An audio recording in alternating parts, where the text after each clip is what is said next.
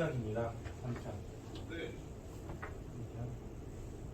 3편 이제 재정은 수입과 지출이잖아요.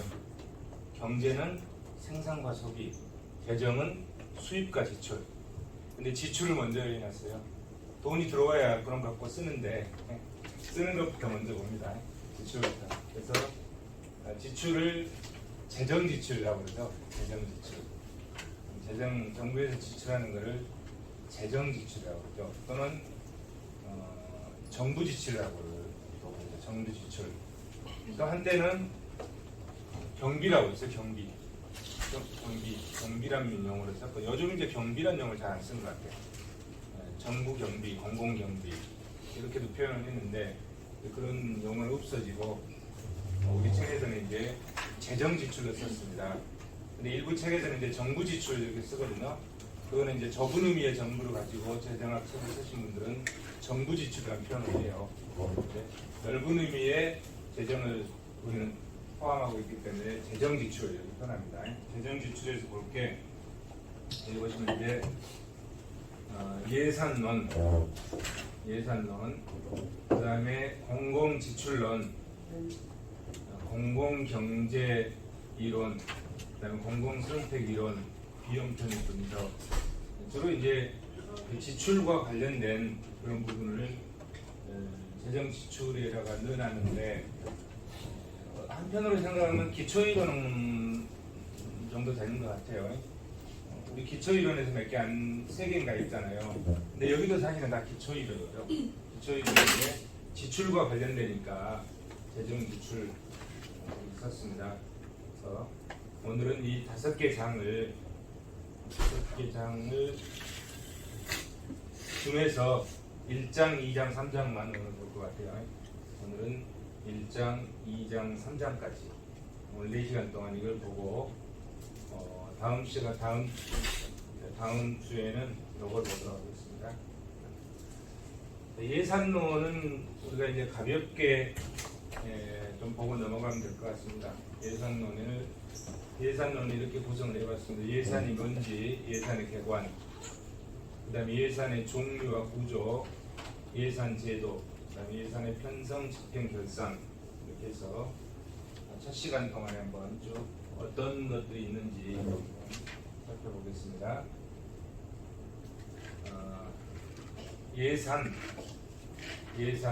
예산은 뭐라고 써놨나요? 정부의 각종 경제활동을 수입과 지출 형태로 표시한 계획서다.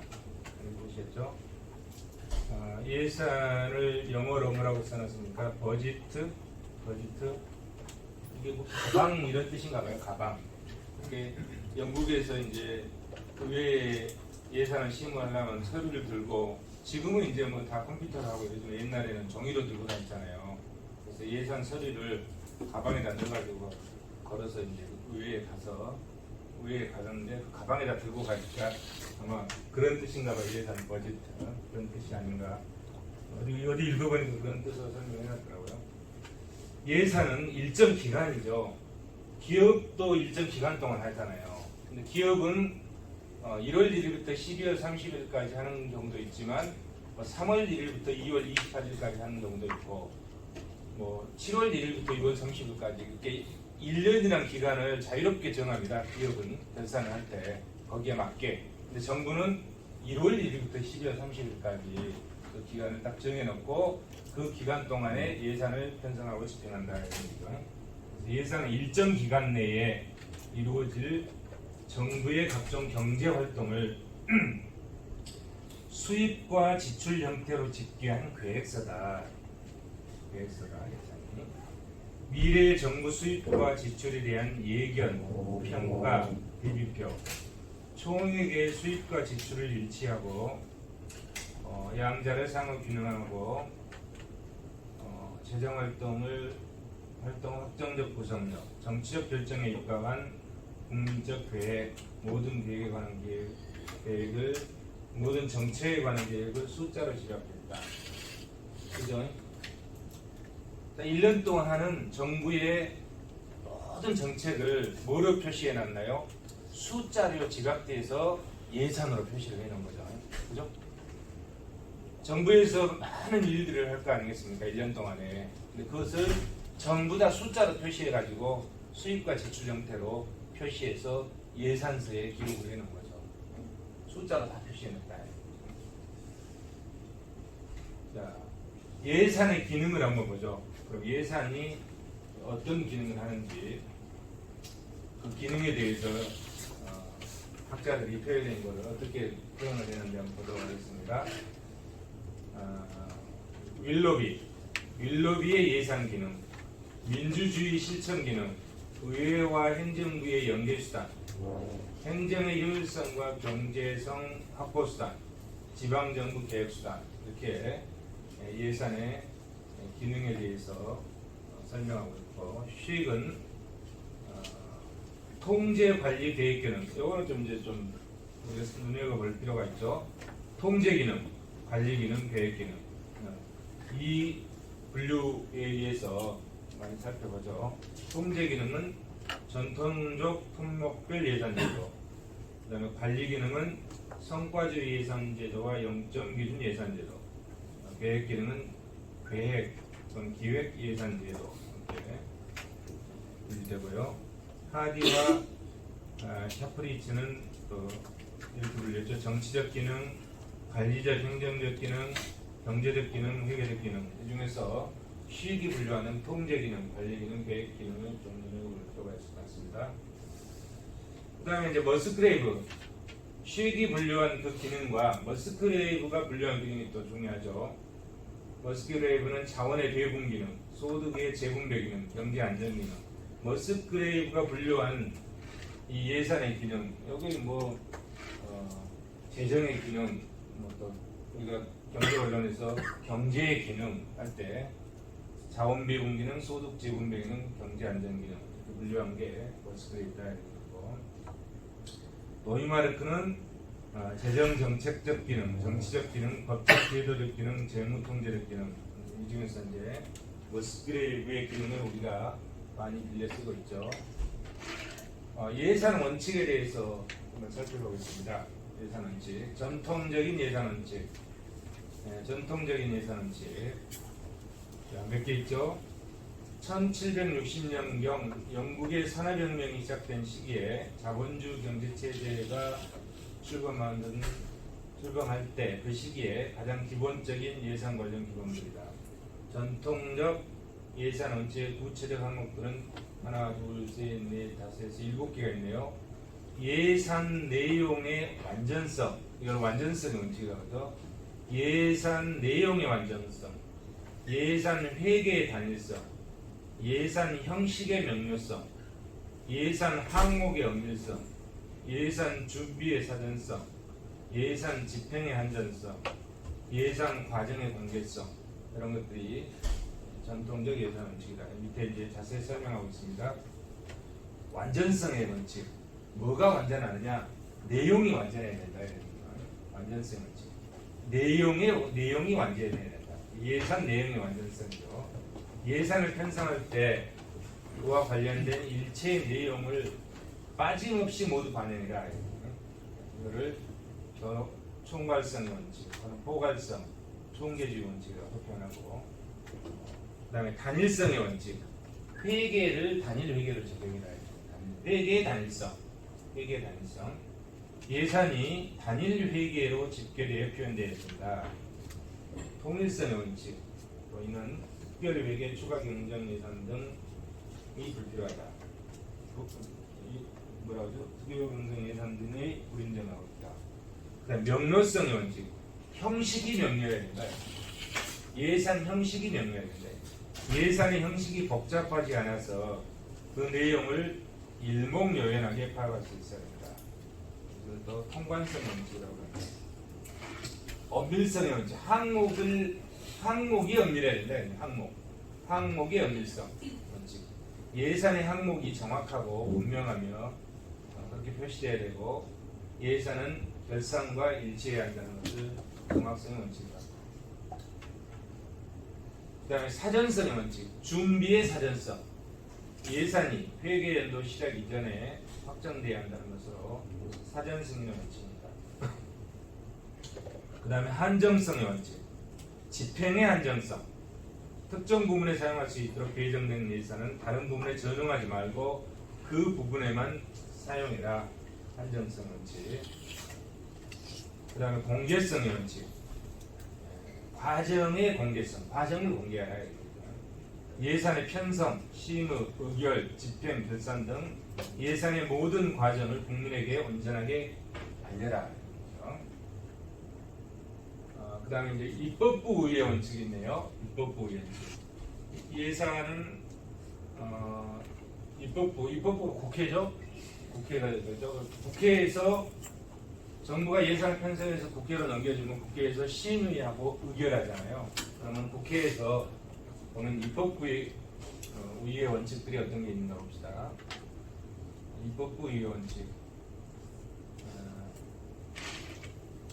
밑에 보면 총괄성의 원칙, 사전 의결의 원칙, 통일성의 원칙, 개별성의 원칙, 수직균형의 원칙, 명료성의 원칙, 엄밀성의 원칙, 공개성의 원칙, 수직균형의 원칙 뭐 이런 것들이 있죠. 입법부가 예산을 심의 의결하는 데 있어서 어떤 기준을 두고 어떤 원칙을 두고 그걸 심의 의결해야 되느냐 여기에 관련된 입법부 의회 원칙을 쭉 나열하고 있습니다. 이런 건 뭐 다 외울 필요가 없죠. 이런 게 있나 보다 하고 그냥 넘어가는 거죠. 그 다음에 이제 행정부 의회 원칙. 행정부에서 예산을 편성하죠. 행정부 어디서 편성하나요? 기획재정부에서 편성하죠. 그럴 때 어떤 원칙들이 있는지 봅시다. 행정 능률의 확보와 국민생활 전반을 조화롭게 이끌어가기 위해서 안정장치 역할을 목표로 한다. 헬러드 스미스의 예산 원칙의 특징은 종래 제한적 예산 기능을 가급적 지향하고 정부 계획의 능률적 수행을 이뤄야 되고 예산 편성과 집행 과정에 행정부 권한이 강화되어야 된다. 재정 운영의 신축성을 보유하고 효과적인 행정관리를 해야 된다. 세부적인 원칙들로서 밑에 보면 계획의 원칙, 책임의 원칙, 보고의 원칙, 수당 구비의 원칙, 당원적 절차의 원칙, 재량의 원칙, 탄력성과 타이밍의 원칙, 복선적 예산 기관 원칙 여러 8가지가 있네요. 이런 것도 있구나 하는 것만 보고 넘어가겠습니다. 자, 그걸 이제 쭉 하나씩 구체적으로 설명하고 있네요. 계획의 원칙, 책임의 원칙, 보고의 원칙, 수당 구비 원칙, 당원적 절차의 원칙, 재량의 원칙, 탄력성과 타이밍 원칙, 복선적 원칙 이런 것들이 있구나 넘어가겠습니다. 기타 예산 원칙으로 예산의 원칙을 체계적으로 연구한 대표적인 학자들이 여기 세이, 노이마르크, 선델슨, 헬러드 스미스, 갤로프, 마스노 이런 사람들이 있고요. 특히 스미스는 전통적 예산 원칙과 더불어서 이를 수정한 현대적 예산 원칙을 동시에 제안했다. 헬러드 스미스를 얘기하는 겁니다. 그 밑에 이제 그 사람들이 뭔 말을 했는지 이 사람들이 한 얘기를 적어놨습니다. 세이 1885년 19세기 사람이네요. 통일의 원칙, 예산 단년도의 원칙, 의결전 편성의 원칙, 체계적 성격의 원칙 쭉 4가지를 적어놨고요. 그 다음에 1929년, 여기 20세기네요. 21세기라고 그러나요? 노이마르크, 공개성, 명료성, 사전 승인, 한정성, 목적 구속 금지, 단일성, 완밀성, 완전성. 이게 목적 구속 금지 원칙이 하나 있는 거죠. 예산을 편성할 때 세입과 세출을 연결시키지 마라. 어떤 특정한 목적에 연결시키지 말라. 이게 목적 구속 금지 원칙이라고. 선델슨 1935년에 선델슨 또 뭐 여러 가지 얘기를 했네요. 그다음 1945년에 헬러드 스미스 8가지인가요? 쭉 얘기를 했고, 그다음에 갤로프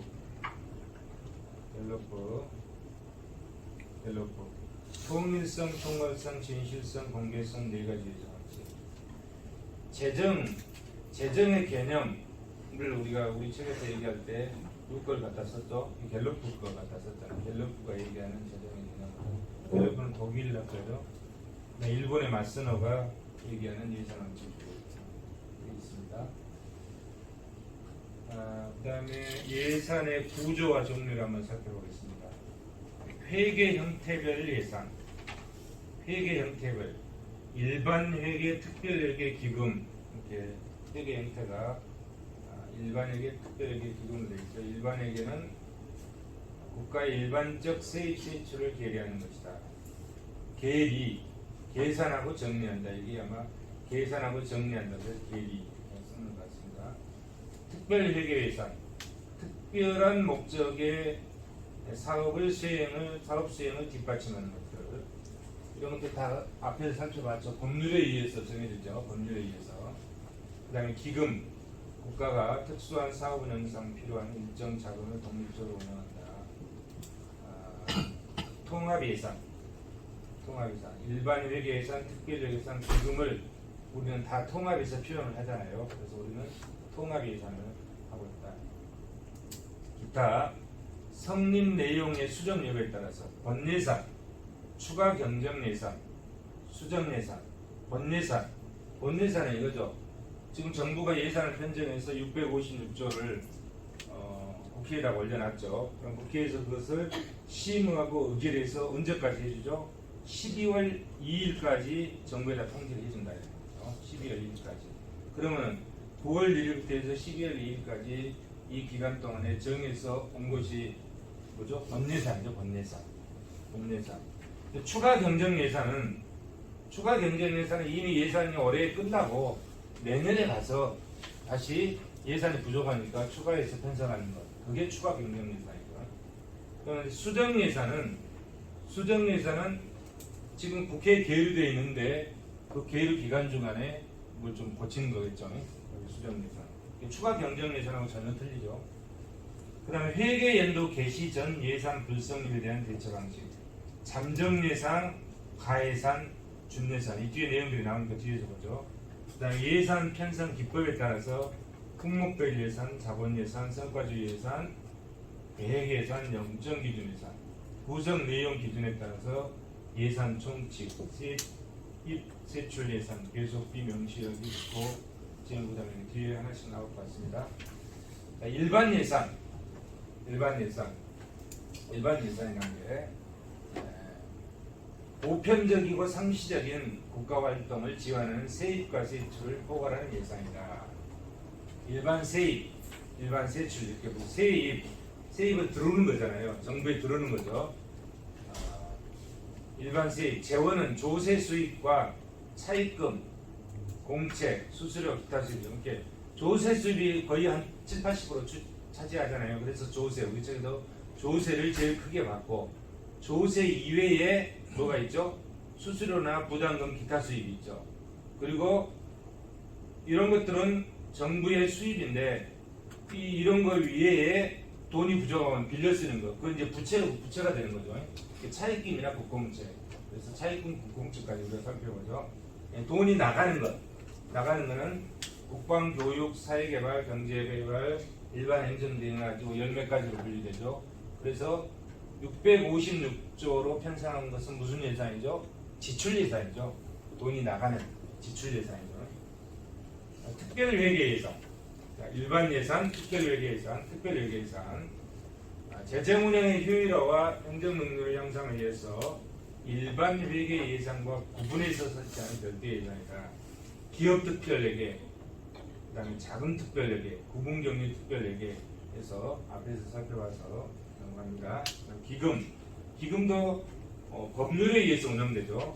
국가가 특정한 목적을 위해서 특정한 자금을 신축적으로 운영할 필요가 있을 때 안에서 법률로서 설치한다. 고용보험, 공공자금관리기본법, 공무원연금법, 국민연금법 쭉 법률로서 여러 가지가 있죠. 특별회계 설치 근거 법률 별표 1에 보면 특별회계 이런 법률들 있죠. 쭉 보면 뭐가 있죠? 교도 작업의 운영 및 특별회계에 관한 법, 국가균형발전 특별법, 독립의료원 특별회계법, 정부기업예산법 쭉 이렇게 이 법률에 의해서 특별회계가 운영이 되죠. 이 법률에 의해서 이런 걸 운영하려면 돈이 들어가야 될 거 아닙니까? 재정 수익이. 있어서 이런 것들을 특별법에 의해서 운영한다. 지금 몇 개 있죠? 20개이네. 20개. 20개에서 2개가 삭제됐으니까 18개네요. 18개가 있는 거고요. 그 다음에 기금 설치 관련 법률이 기금 지금 60 몇 개인가? 69개가 기금이 69개가 있죠. 자, 69개인데 페이지된 게 하나 53페이지 하나 있으니까 68개 되네요. 기금과 관련된 법률이 68개가 있다. 이게 작년에 해놓은 거기 때문에 올해 제가 업데이트를 못해서 올해 또 뭐 변동이 있는지 모르겠지만 작년에 올해나 한두 많이 해봐야 뭐 한 개가 변동이 되겠죠. 68개 법률에 의해서 다 법률에 있어 기금들 고용보험법에 들어있는 기금, 공공자금관리기금법, 공무원연금법, 공적자금상환기금법, 과학기술법 모든 게 다 법률에 의해서 하는 거죠. 국회에서 법률을 제정해주면 거기에 관련된 재정을 관리한다 이런 얘기죠. 참고하시고요. 자, 일반회계 특별회계 기금이 어떻게 틀린지 그거를 비교해서 한번 살펴보았습니다.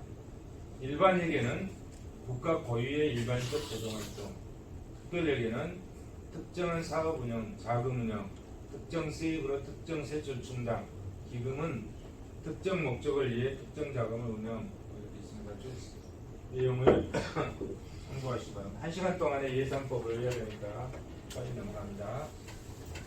자, 회계 형태별 예산 2023년 예산은 이거 내년 예산은 가지고 얘기를 해야 되는데 업데이트 안 되어 있네요. 자, 통합 재정 수지. 여기 통합 재정 수지가 있죠. 통합 재정 수지 그러면 수입 수지가 뭐예요? 수입과 지출이잖아요. 그러면 앞에 수입 통합 재정 수입에서 통합 재정 지출을 빼면은 그 순액이 통합 재정 수지다 개념이죠. 통합 재정 수지 개념을 한번 보죠. 당해 회계 연도에 통합 재정 수입에서 재정 지출을 차감해서 산출한다. 통합 재정 수입 및 통합 재정 지출은 예산, 기금 등 정부 재정 수입 지출 규모에서 회계와 기금 간 내부 거래 차이 및 상환 등의 보정거래를 제외하여 계산한다. 재정 수지. 우리 옛날에 그 무역지나 삼국지나 대중제국이나 옛날 보면은 전쟁에 나갈 때 보면 크게 두 사람을 임명을 합니다. 뭘 임명하냐면 먼저 대장군을 임명해요. 나가서 싸울 사람 대장군을 임명해요. 황제가 중국은 황제고 우리나라 조금 격이나 된 왕이 대장군을 임명. 그러고 나서 반드시 임명한 사람이 한 사람 있어요. 재정을 담당하는 사람을 임명합니다. 그러면 대장군이 전쟁터에 나가서 전쟁을 수행하면 뒤에서 서포트를 해줘야 되잖아요. 그 책임자를 임명합니다. 그게 재정 담당자예요. 반드시 대장군을 임명하고 재정을 지원해주는 총괄 책임자를 임명해요. 어디든지 다 마찬가지입니다. 그럼 뒤에서 재정 지원을 안 해주면 전쟁을 할 수가 없잖아요. 그렇기 때문에 재정이 굉장히 중요하다.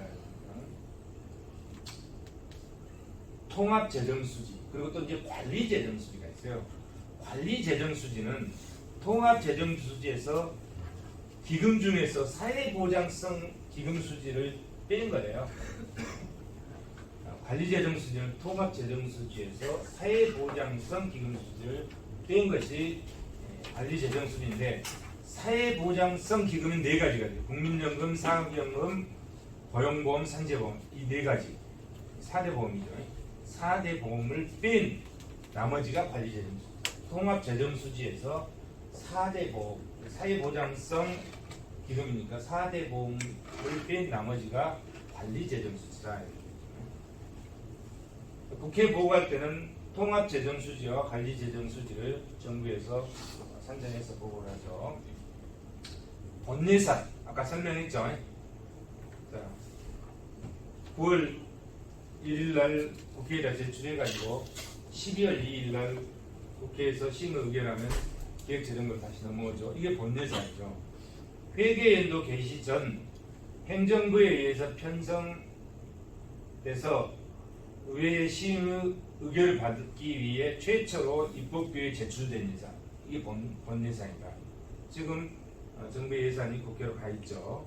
예산의 단일성의 원칙, 일반 회계 예산, 특별 회계 예산, 본 예산. 입법부의 심의결 그걸 조정하고 수정하고 거기에 수정 예산, 추가 경장 예산들이 파생된다. 수정 예산은 행정부가 입법부에 예산안을 제출한 후 그 예산이 확정되기 전에 조정작업 9월 1일날 제출해서 12월 1일날까지 심의결을 정부에 주는데 그 기간 동안에 수정한 게 수정 예산이에요. 수정 예산. 추가 경정 예산은 그 기간 동안에 한 게 아니라 내년에 이 예산이 확정된 뒤에 656조 가지고는 예산이 부족하다. 그럼 내년에 그 예산을 집행하는 과정에서 추가로 편성되는 것. 이게 추가 경정 예산이죠. 예를 들어서 코로나로 보조금을 지급할 때 추가 경정 예산을 편성해가지고 정부에서 빚을 내가지고 국민들한테 지급했죠. 그리고 추가 경정 예산이다. 본 예산, 수정 예산, 추가 경정 예산 구분을 해봤습니다. 그 다음에 이제 예산 불성립에 대응하는 예산, 잠정 예산, 가예산, 중예산. 의회에서 일을 열심히 해가지고 예산을 12월 2일까지 확정을 해서 정부에 줘야 되는데 작년에는 줬어요. 올해도 주겠죠. 국회에서 막 이렇게 일을 너무 열심히 해서 다른 일로 싸우다 보면 예산이 늦어져요. 12월 2일까지 확정을 못하고 그러다 보면 12월 말일까지도 확정을 못하는 경우들이 있단 말이에요. 그랬을 때 어떤 내용들이 있는가를 살펴보면 잠정예산 잠정예산은 새로운 회계연도 개시까지 내년 1월 1일 날 새로운 회계연도가 개시되잖아요. 그래서 내년 1월 1일까지 의회의 해산 등 부득이한 사유로 예산안이 입법부에 의해서 확정되지 못했을 때 본예산 성립할 때까지 전년도 수준의 예산 집행을 허용하는 예산입니다. 잠정예산. 다시 얘기하면 12월 말일까지 예산 확정이 안 됐어. 부득이한 사유로. 그러면 정부가 1월 1일날 예산을 집행해야 되는데 예산이 확정이 안 되니까 집행을 할 수가 없잖아요. 그럼 어떡하나? 정부는 계속 돌아가야 되니까 전년도 2023년도 예산을 준해서 집행을 하는 거예요. 그래가지고 언제까지? 본 예산이 성립할 때까지 국회에서 의결해 줄 때까지 전년도 거를 가지고 그걸 기준으로 집행을 한다. 이건 뭐라 한다? 잠정 예산이라고 한다. 잠정 예산. 예산이 성립이 안 됐을 때 되는 거죠. 그 다음에 가예산은 새로운 회계연도 개시까지 내년 1월 1일까지 예산안이 의결되지 못한 경우 이건 뭐 첫 번째나 두 번째나 의미 맞죠. 관행의 준수를 전제로 1개월 이내에서만 그 집행을 허용한다.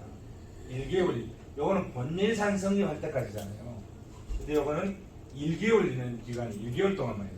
1개월 동안 정해진 게 가예산이다.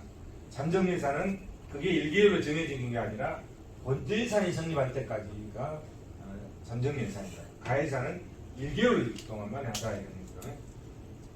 관행의 준수를 전제로 1개월 이내에서만 그 집행을 허용하는 예산이다. 1개월분의 집행에 대한 입법부의 심의 의결이 필요하다. 이 심의 의결이 필요하다는 거예요. 이렇게 본예산은 아직 확정이 안 됐지만 이 가예산을 할 때도 1개월분의 국회 심의 의결이 있어야 된다 이런 얘기였죠. 회계연도 개시 1개월 이내에 가예산 임시집행 의결, 본예산 의결. 그 다음에 준예산이 있어요. 준예산은 이것도 새로운 회계연도 개시까지 내년 1월 1일까지 예산이 확정이 안 된단 말이에요. 이럴 때 입법부 예산안이 의결되지 못하는 경우 1월 1일까지 예산안 의결 전까지 행정부가 특정한 부분에 대해서 전년도에 준한 예산 집행을 할 수 있도록 허용하는 예산 사전 의결 원칙의 예외다. 준예산은 입법부에 의한 사전 의결이 필요 없다. 사전 의결 준예산. 잠정예산이나 준예산이나 똑같은데 내용은 똑같은데 잠정예산은 뭐죠? 입법부의 의결이 필요하다 이런 얘기야. 근데 준예산은 입법부 의결 자체가 필요 없다. 이게 준예산 우리나라에 있는 건 한 번도 해본 적이 없죠. 입법 부결을 해야 되잖아요. 근데 입법 부결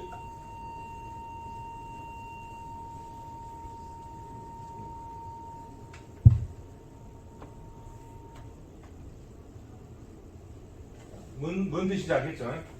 잠정예산과 준예산은 똑같은데 잠정예산은 입법 의결을 하고 예산이 편성될 때까지 전년도 걸 준용하는 거고 준예산은 전년도 걸 준용하는 건 똑같은데 여기는 뭐죠? 입법부 의결이 필요 없다 이런 얘기야. 이건 완전히 뭐예요? 정부 독재잖아요. 입법부 통제 자체가 안 돼버리잖아. 우리나라는 한 번도 설치해 본 적이 없다 이러니까. 자, 잠정예산, 가예산, 준예산 함께 예산 불성립 12월 말일까지 예산이 통과되지 않았을 때 임시적으로 내년 1일부터 예산을 운영하는 방법에 대해서 설명을 드렸습니다. 그 다음에 예산제도의 개관, 예산제도. 자, 각국의 예산제도, 품목별 예산제도를 근간으로 한다. 모든 나라들이 그 근간은 품목별 예산제도. 아직 우리가 이 설명을 안 했죠. 품목별 예산제도에 설명을 안 했잖아요. 어쨌든 뒤에 와서 보기로 하고 각국의 예산제도는 품목별 예산제도를 근간을 하고 있다. 그 이외에 예산 편성 제도를 다른 제도를 병행을 한다. 왜 그러나 예산 운영상의 효율성과 합리성을 제고하기 위함이다. 뒤에 설명을 할 겁니다. 복식 예산제도, 성과주의 예산제도, 계획 예산제도, 영점 기준 예산제도 이렇게 품목별 예산제도를 근간으로 하고 그 외의 예산제도, 복식 예산제도, 성과주의 예산제도, 계획 예산제도, 영점 기준 예산제도 이런 것들을 병용을 한다 이런 뜻입니다. 우리나라 예산제도도 역시 마찬가지로 품목별 예산제도를 기본으로 하고 그 외에 이런 제도를 병행하고 있다 이런 얘기죠. 우리나라 예산제도의 특징 첫째, 특별회계 및 기금이 난립하고 있다. 굉장히 크잖아요. 특별회계 기금이 예산 규모의 정확한 파악과 분석이 곤란하다. 예산 구조가 매우 복잡하다. 지금 이제 관리가 그래도 철저히 되고 있죠. 둘째, 실제 예산 편성은 목 중심으로 하는 품목별 예산. 목이 있어야 됐잖아. 목 중심의 예산 편성을 한다는 의미입니다. 품목이라는 게 품목별 예산제도. 매년 예산이 전년도 사례를 대체로 답습하고 있음을 의미합니다. 셋째, 매년 예산 편성 세입 세출에 대한 장기적 전망이 불가능된다. 증분주의를 기본 원칙으로 전년도를 답습하고 있다. 넷째, 예산을 활용한 정책 조정 기능이 미흡하다. 이런 특징이 있다. 자, 이제 하나씩 봅시다. 예산 제도를. 품목별 예산 제도. 목 중심으로 편성한다 이거예요. 각 행정부처별로 목 중심인 예산의 인상 요인을 평균적으로 고려해야 한다. 전년도 규모보다 증액하는 방식을 쓴다.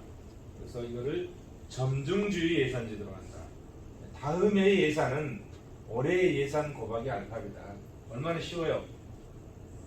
내년 예산은 우리 부처의 내년 예산은 올해 예산이 1,000억이었으니까 내년 예산은 올해보다 10% 증가해서 1,100억 이런 의미예요. 알파 값이 10%다 이런 의미죠. 10%다 이런 의미. 얼마나 편합니까? 대신 뭐 해야 되죠? 전년도 예산인 1,000억이 정확히 편성이 되어 있어야 되죠. 그래야 이 합리성이 있을 거 아닙니까? 각국의 예산 제도는 대체로 품목별 예산 편성 방식을 기본 골격으로 하고 있다. 대부분의 나라들이 이걸 기본 골격으로 하고 있다. 그래서 이거를 주먹구구식이라고도 한다. 전년도 올해 것, 내년 거는 올해 것에 10% 증액, 뭐 20% 증액 이런 식으로 하니까 주먹구구식이다. 뭐 이런 비판이 있다 이런 거죠. 효율성, 합리성, 과학적 성과와는 거리가 먼 예산 편성입니다. 전통적인 예산 제도다. 현실에서의 채택 이유는 여러 가지 조건을 고려해서 합리적으로 예산을 편성하는 경우에는 많은 양의 정보가 필요하기 때문에 예산 편성 과정 그 자체에 많은 시간과 비용이 들어간다. 그래서 시간과 비용을 절감하기 위해서 품목별 예산 제도를 채택한다. 문제점. 첫째, 입법부에 의한 행정부의 통제 기능에 치중되어 있다. 둘째, 예산의 확보에 치중돼서 편성되고 그 성과가 상대적으로 소홀히 취급되는 경향이 있다. 셋째, 정부 지출의 효율성을 중시하지 않은 예산 편성 방식에 적용되고 있다. 넷째, 상황 변동에 대한 신축성이 결여되고 경기 변동의 대처 측면에서 취약하다. 다섯째, 예산 성과를 경시하고 있다. 단순한 정분주의 예산 편성 방법이다. 사회 경제의 전체적인 구조나 체계의 변화에 대한 신축적 대응이 어렵다. 여섯째, 한 번 설치된 예산 항목은 그 필요성이 소멸되어도 쉽게 폐지되지 않는다. 예산의 경직화를 초래한다.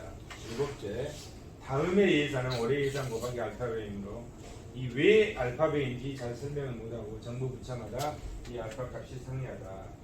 이런 문제점들이 있다. 그런데 품목별 예산 제도에 대한 합리주의적 시각이 있다. 뭔 말이냐면 품목별 예산 제도가 전년도에 10% 20% 이렇게 하다 보니까 상당히 주먹구구식이다 이런 얘기야. 이런 비판에 대해서 그러지 않다. 이게 주먹구구식이 아니라 여기에도 경제 논리가 적용되어 있다. 이렇게 보는 게 합리주의적 시각이에요. 그럼 경제 논리가 어떻게 적용되나 한번 봅시다.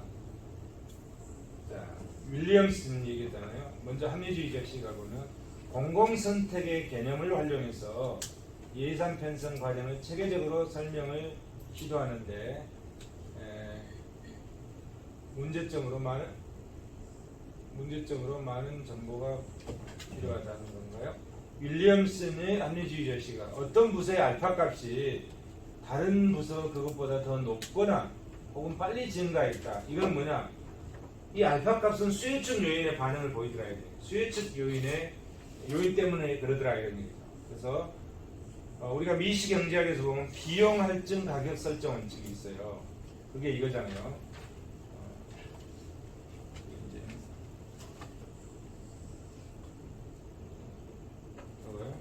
M은 1 마이너스 수요의 가격 탄력성의 분의 1이잖아요. 이거란 말이에요. 비용 할증 가격 설정 원칙.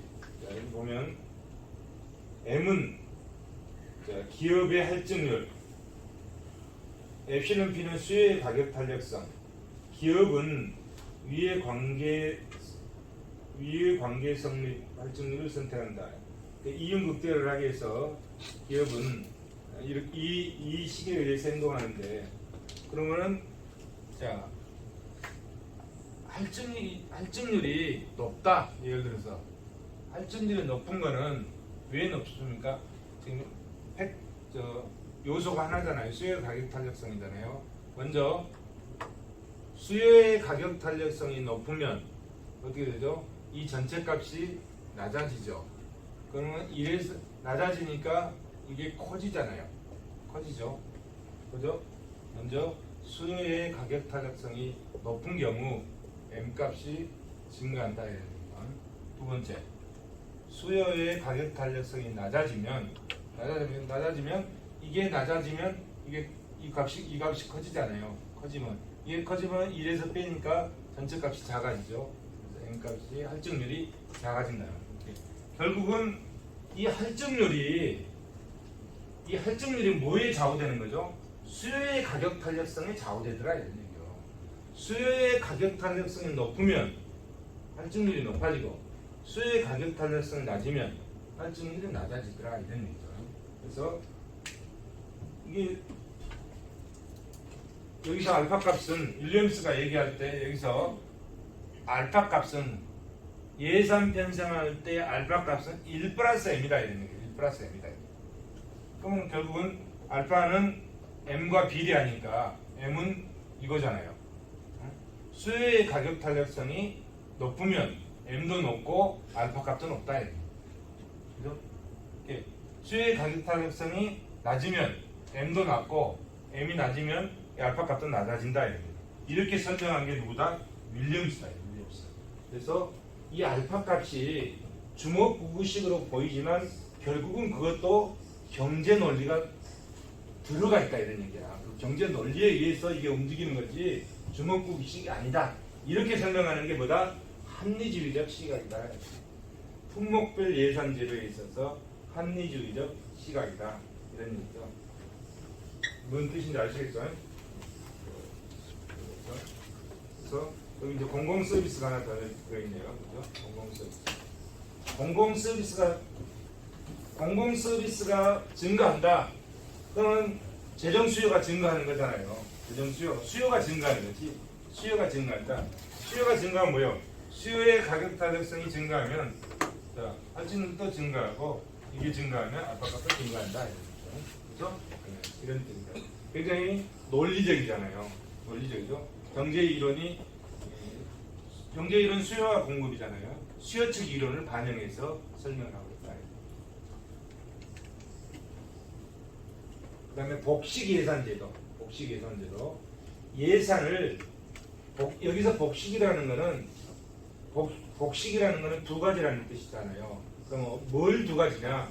예산을 경상 예산과 자본 예산으로 분리해서 복식으로 편성한다 이런 겁니다. 복식 기준 예산 제도는 예산을 경상 예산과 경상 예산은 그냥 우리가 그냥 통상적으로 쓰는 거야. 자본 예산은 주로 고정비라든지 사회 간접 자본이라든지 이런 것들을 얘기하는 거죠. 자본 예산은 경상 예산은 일반 경비로 그냥 쓰는 것들. 일반 경비로 쓰는 것들은 없어져 버리잖아요. 쓰고 나면 없어져 버려. 근데 자본 예산은 쓰면은 이게 축적돼서 자본 축적이 되어 가는 거잖아요. 그래서 그거를 두 가지로 구분해서 예산을 편성해야 된다. 이게 복식 예산 제도다. 처음에는 복식 예산 제도가 아니 뭐 복식 부기로 해야 되나 뭐 이런 느낌이 오잖아요. 그런데 그런 의미가 아니고 예산을 자본 예산과 경상 예산을 구분해서 경상 예산은 쓰면 없어져 버리는 거예요. 자본 예산은 쓰면 자본으로 축적되는 거예요. 이걸 구분해서 제도를 편성한다 이런 뜻이겠죠. 알겠습니다. 수면에 대해 웹에서 찾은 대답 잘하네. 그리고 전통적인 예산 제도가 일상의 정상적인 경비 지출 중심으로 편성하고 불황 등 비정상적인 사태의 대처 능력을 갖추지 못하고 있는 한계 극복을 위한 개념이다. 1930년대부터 채택되기 시작한 예산 제도다. 경상 예산, 일상의 재정 현황을 표시한다. 세입은 조세, 현금주의를 채택하고 자본 예산, 임시적 비상시 재정 상황, 경기 대책 등 생산적 목적의 운영, 발생지로 한다. 공채 발행 허용, 정부의 유형 자산에 대한 투자, 감가상각 개념 등을 반영하고 있다. 구체적인 내용은 여기에 나와 있습니다. 참고하시고요. 이 특징, 복식 예산제도의 특징. 첫째, 한정성의 원칙, 단일성의 원칙, 단년도 예산주의의 원칙, 목적 구속 금지의 원칙에 위배된다. 둘째, 경제 불황의 타개령 목적으로 하는 공채 발행의 합리적 근거를 제공해준다. 정부의 재원 조달 방법을 증세 이외의 방안으로까지 확대했다. 셋째, 자본 예산의 근거에서 불황 극복을 위해 집행하는 정부 지출, 단기적 국민소득 창출 효과, 장기적 생산력 증대 효과를 발휘한다. 넷째, 자본 예산을 통한 자금 조달, 재정 정책의 신축성을 확보할 수 있다. 다섯째, 경기 대책과 관련된 세입과 세출을 자본 예산으로 계리한다. 예산 집행 결과 파악하는 경제 효과 분석에 유효한 수단이다.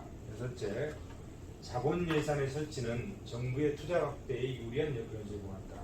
적극적인 불안 정책에 대한 정치적 반대를 원한다. 일곱째, 경제 상황에 따라 불가피한 경우 일시적 예산 불균형을 허용한다. 순환적 균형 예산 원칙에 전능 가능. 경상 예산의 일시적 적자를 전담한다. 여덟째, 복식 예산 제도는 경제 안정과 재정의 건전성을 동시에 도모하는 예산 제도다.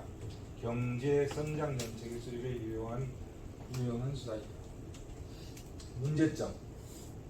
첫째, 복식 예산 제도는 민간 기업의 계획의 운영 방식을 수용하고 있지만 재정과 민간 기업을 완전히 똑같이 취급할 수는 없다. 둘째, 자본 예산을 통해서 획득되는 특성을 달리하는 많은 정부 자산을 어떻게 구분해서 계리할 것인가의 결정이 쉽지 않다. 셋째, 자본 예산의 항목이 되는 정부 보유 자산에 대한 감가상각 처리도 쉽지 않다. 넷째, 예산의 편성이 오래된다. 실업에도 등 경기 조정을 무실로 자본 예산의 불균형을 허용하게 됩니다. 다섯째, 성격이 다른 수많은 정부 예산, 경비, 경상 예산과 자본 예산이 명확히 구별이 어렵다.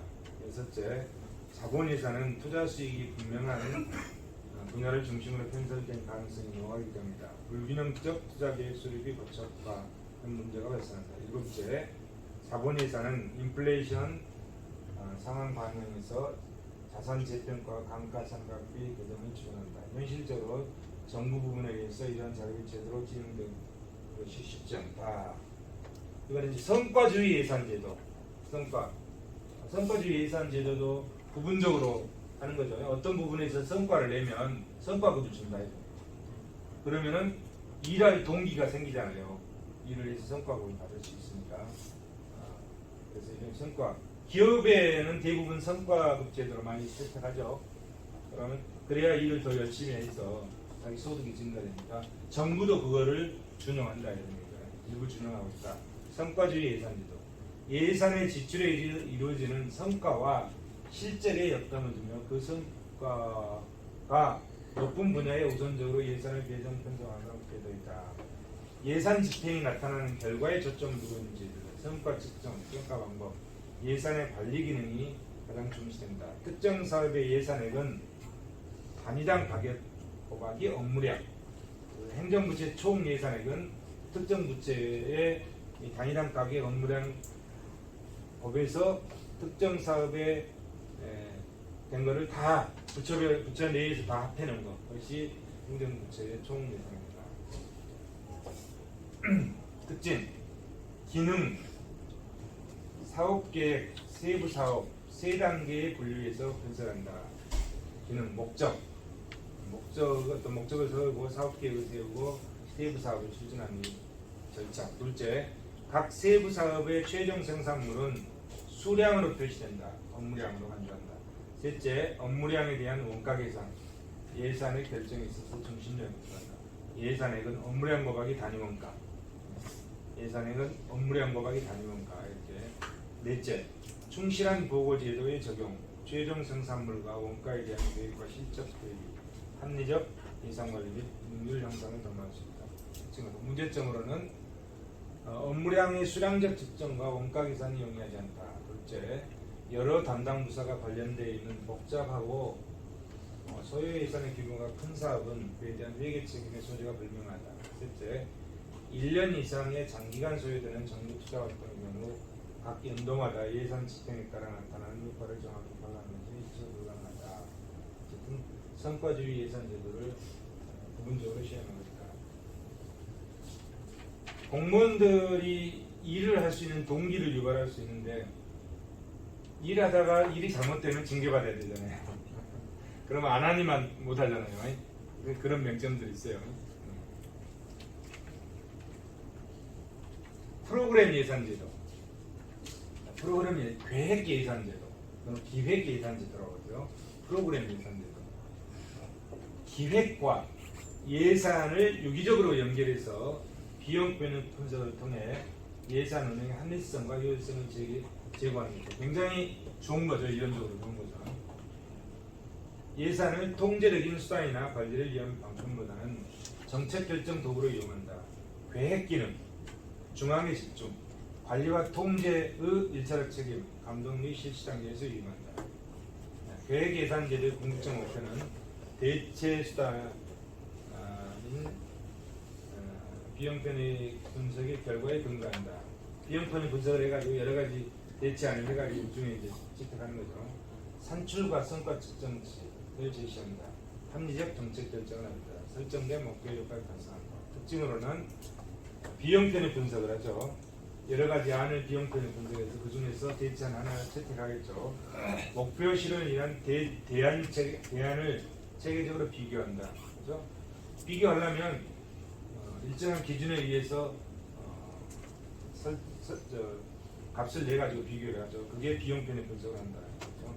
그래서 비용 편의 분석이 우리 재정 지출 파트의 마지막 부분에 비용 편의 분석을 우리가 공부하고 있죠. 둘째, 예산을 목표 지향적으로 편성한다. 셋째, 계획 기능 중심적으로 수행한다. 넷째, 장기 재정 계획과 단년도 예산 분석을 굉장히 좋은 거죠. 그렇게 하는 거예요. 모든 예산을 이렇게 편성하면 정확하게 편성할 수가 있겠죠. 근데 굉장히 시간과 비용이 많이 들어갈 수 있죠. 그렇게 새로운 사업을 할 때 정도 이렇게 하는 것 같아요. 아까 말씀드렸듯이 목중심의 품목별로 해서 그걸 기본으로 하고 이런 것들을 보완한다는 것은 새로운 사업을 할 때는 기존에 편성된 것들이 없잖아요. 그러니까 이런 식으로 프로그램 예산제도를 통해서 예산 편성을 할 수 있겠죠. 계획 단계, 프로그램 작성 단계, 예산 편성 단계 이렇게 있고요. 문제점으로는 첫째, 현실적으로 부처가 수행하는 여러 대상 사업으로 독립적 프로그램을 구성하고 각 프로그램과 관련된 여러 활동을 묶어서 단일 체계로 하는 것이 쉽지 않은 작업이다. 둘째, 프로그램 각종 구성요소 정확한 비용 추정이 곤란하다. 셋째, 프로그램의 기본 구성 요소로서 개별 프로그램 기본 단위는 상호 독립적 설계다. 현실적으로 상호 의존적일 수밖에 없는데 독립적 설계를 하고 있다. 넷째, 관련 행정부처의 이해관계가 상이하다. 제도 도입에 상당한 제한이 있다. 제도화겠죠. 제도화. 다섯째, 현실적 예산 편성의 절대적 요인인 정치적 요인이 제대로 반영하지 못하는 단계가 있다. 여섯째, 공공재의 발생의 다양한 효과, 정량적 계량화가 곤란하다. 일곱째, 정확한 예산 편성, 현실적 기초자료 수집과 정리, 엄청난 비용과 노력이 필요하다. 여덟째, 체계적, 포괄적 프로그램 평가, 제도적 행정부처 간의 상호 협조가 쉽지 않다. 아홉째, 지출 분석을 예산 편성과는 밀접하게 연결한다. 역량 분야가 아니면 절대 곤란하다. 열 번째, 비용 편의 분석 적용이 쉬운 국방부 예산 편성 방식이다. 성격이 상당히 다른 그 이외에 부처 예산 결정까지 원용하는 것은 무리다. 국방부 예산 편성 방식을 많이 쓰고 있는가 봅니다. 영점 기준 예산제도, 영기준 예산제도. 이거는 품목별은 전년도 거에다가 알파값을 곱해서 증가율만 곱하면 되잖아요. 요거는 전년도를 다 제로화 시키고 원점 상태에서 새롭게 한다 이거. 그래서 영기준이라고. 영기준, 0점 기준. 기존의 예산에 관습적으로 답사지 않고 원천적인 측면에서 새로 한다 이런 새해의 정부 사업 및 활동의 목적, 방법, 소요자원 등을 전반적으로 파악해서 신년도 예산 편성하는 방식이다. 전년도 거 무시하고 제로 베이스 상태에서 새로 편성한다 이런 겁니다. 0점 기준 예산제도다. 0기준 예산제도다. 예산 요구 총액에 초점을 두고 기존 활동을 새로운 신사 대상으로 관장하는 시스템이다. 각 부처별로 당이 현재 수행해야 할 사업의 토대로 소요되는 금액을 측정해서 전년도 예산 분과 무관하게 신년도 예산을 편성한다. 0점 기준 예산제도다. 자, 편성하는 방법 이렇게 있죠. 0점 기준 예산제도의 문제점, 현실적으로 쉽지 않다. 모든 부처가 다 이렇게 하기는 쉽지 않다 이런 거죠. 둘째, 전년도 예산보다 금년도 예산을 높여야 하느냐 낮춰야 하느냐를 결정함에 있어서 설득력 있는 근거 확보가 용이하지 않다. 셋째, 현실적으로 예산 배정의 우선순위를 결정할 때 일부 특정 사업은 금액이 적다는 이유로 순간 뒤로 미루게 될 가능성이 있다. 넷째, 정치적 이유로 사업에 대한 예산 배정의 우선순위가 변경될 가능성이 있다. 여섯째, 오랫동안 존속되어 왔던 경직적 예산을 별치 상태에서 재평가하고 예산 배정력을 결정하는 것이 현실적으로 쉽지 않다. 여섯째, 0점 기준의 지속적 적용을 통해서 예년 예산을 결지 상태에서 배정하면 예산 정책의 일관성과 계속성을 약화시킬 수 있다. 일곱째, 문제점들이 많네요. 정보 비용과 그 이외의 비용이 막대하다. 새로 편성을 하니까 얼마나 시간과 비용이 많이 들겠어요. 지출예산제도. 지출예산제도는 자, 지출예산제도. 조세 지출, 조세 수입. 조세 수입은 정부가 세금이 정부 국고로 들어오는 거잖아요. 조세 수입은. 조세 지출은 뭐냐? 조세 지출. 정부의 세금이 들어오는 건 조세 수입. 정부의 세금이 나가는 게 조세 지출. 이렇게 표현할 것 같은데 조세 수입은 재정 수입이죠. 근데 정부의 세금이 어떤 목적을 두고 세금이 나가는 건 재정 지출이라고 했죠. 그러면 조세 지출은 뭐냐면 조세 지출이라는 용어는 재정 지출하고는 다른 개념으로 쓰고 있어요. 정부 세금이 나가는 거는 재정 지출이잖아요. 근데 이것하고는 다른 개념으로 쓰겠다. 조세 지출. 그러니까 정부의 세금이 들어오는 건 조세 수입인데 정부의 세금이 나가는 거는 재정 지출이야.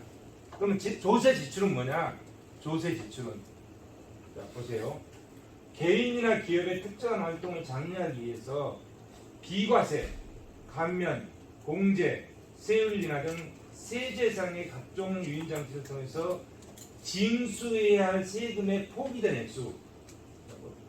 자, 비과세나 감면이나 이런 것들은 세금이 이게 이제 개인이고 납세자죠. 납세자가 있으면 세금을 내면 정부로 들어가잖아요.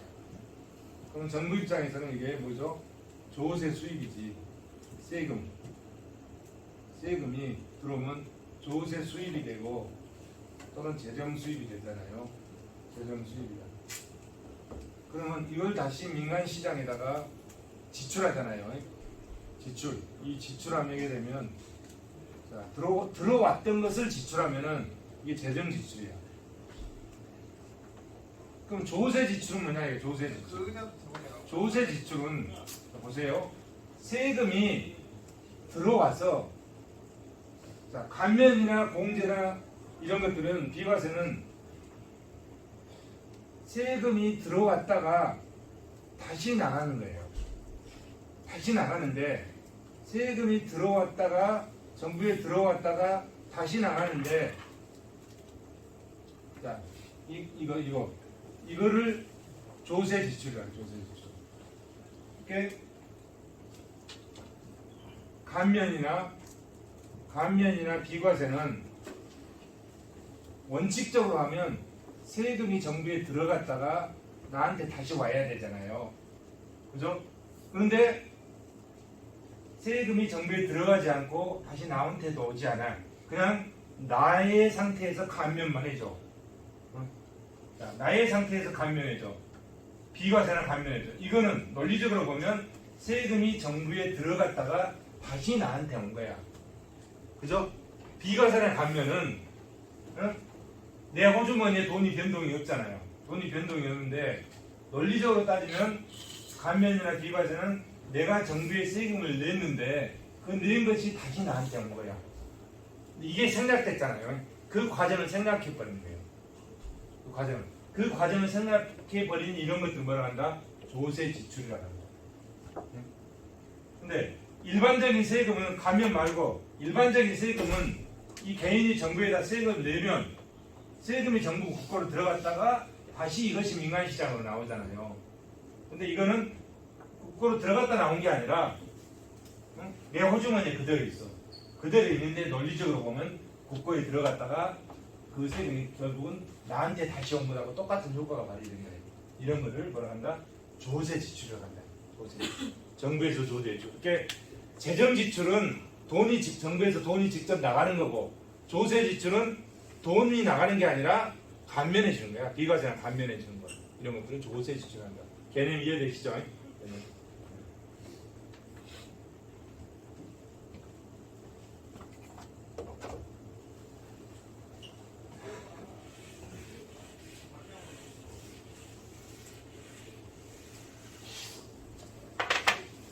자, 그래서 조세 지출 제도 그것을 제도하에 따르는 거예요.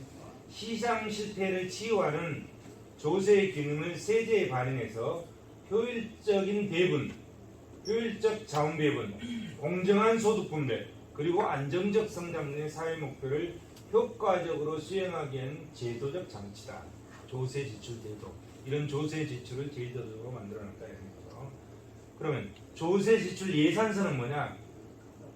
그럼 얼마나 정부가 세금을 깎아줬는지 세금을 깎아주는 거잖아요. 감면, 비과세, 세율이나 이런 거는 세금을 깎아주는 건 납세자 입장에서 얼마나 큰 혜택입니까? 그러면 이 깎아주는 세금이 얼마나 된지를 파악하고 있어야 돼 정부가.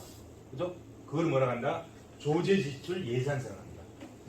그래서 정부가 이렇게 세금을 깎아준 거를 어느 정도 규모인지를 파악을 해가지고 국회에다 보고를 한다. 국회에다 보고하는 그거를 조세 지출 예산 제도라고 한다. 이해되시죠? 조세 지출의 개념, 조세 지출 예산 제도가 무슨 의미인지 정부가 그것을 서류를 작성해가지고 깎아주는 세금을 서류에 작성해가지고 국회에다 보고해서 국민들한테 보고해준다 이런 거예요. 조세 지출 예산 제도라고 한다. 그러면 그 조세 지출 예산 제도의 경제적 효과,